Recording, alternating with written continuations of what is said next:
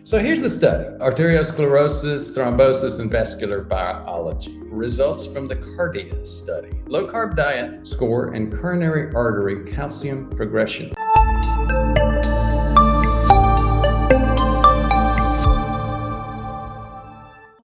The study was aimed at identifying the association between low-carb diets and coronary artery calcium progression. The researchers concluded the CARDIA study, coronary artery risk development in young adults. There were 2,226 subjects completing a baseline CT as well as food frequency questionnaire. The CT that they're talking about, computed tomography, is a calcium score. The authors defined low-carb diet as an intake of 43% or less carbohydrates. And I mentioned the Diet Doctor for those of you who use that website, and it's a very good program. This is what he went off on. This is not a low-carb diet. 43% of your calories coming from carbs. So he's right. Coronary artery calcium score was used, and the Agatston score was reported. Agatston is the standard score used for that, and you may know the name Agatston. He's also the guy that wrote the relatively low-carb diet. It was calculated for every calcified lesion in every coronary artery. So here's another red flag: calcium scores. I think calcium scores are great for a couple of reasons. Number one, they're very easily standardized. I use IMT for the most part, as in 98, 99% of what I do. But I do get a significant number of calcium scores. The bigger issue is a lot of patients come to me with having had a calcium score done. The advantages of a calcium score over an IMT are they're easily standardized. If you get one from one place, it's very easily standardized to another. But it's got a critical defect, and that is it doesn't measure soft plaque.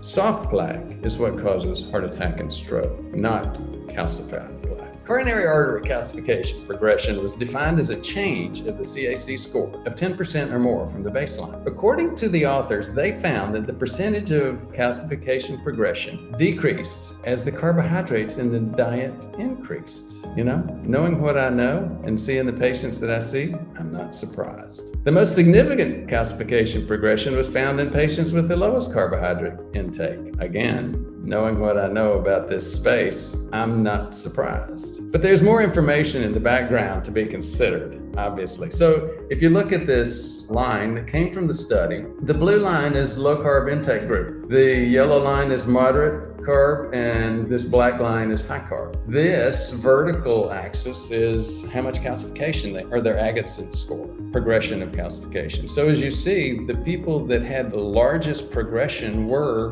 people that were on, quote, the low carb diet. And what does that mean? We'll talk about it again as we get a little bit later into this presentation. So discussion and limitations. Participants in the low-carb diet were more likely to be men. They were more likely to be smokers. They were more likely to have lower education level, drink more alcohol, have higher BMIs, systolic blood pressure, fasting plasma glucose, LDL cholesterol, and triglycerides. So what does that mean? Obviously, these folks were more likely to have calcification problems. They were more likely to have prediabetes. If they have higher triglyceride levels, higher fasting glucose, these are the people that are going to have higher risk. So think about it. That's what we call a participation bias. In other words, the people that were most likely to participate, in other words, the people that were likely to be on a low-carb diet, were on the low-carb diet for a reason. They were heavier, they were smokers, and they had prediabetes. So they also had higher intake of total energy fat and high dietary magnesium, calcium, and vitamin D. So again, these were people that appeared to be aware that they were having a problem, so they were going on a low-carb diet. And guess what? That's exactly what I see with the vast majority of my patient group. I get people that are heavier, that have higher triglyceride over HDL. Many of them have been smokers, but not that many in terms of this patient, the channel patient population. So in other words, that's the kind of population I see. People that were participants in this low-carb diet. People that were participants because they knew they had cardiovascular risk.